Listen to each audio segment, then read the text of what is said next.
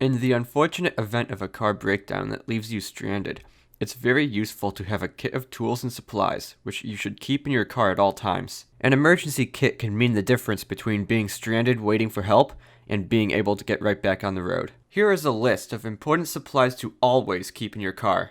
Jumper cables, roadside flares, spare tire and jack, first aid supplies, bottled water, granola or energy bars, small tool kit, a flashlight, car escape tools such as a seatbelt cutter and a window breaker, road maps, blankets and extra clothing, especially for colder climates, a car fire extinguisher, antifreeze, a roll of duct tape, washer fluid, paper towels or rags, 2 quarts of oil, and a no-spill gas can. You can often find these items being sold as kits online or at automotive stores.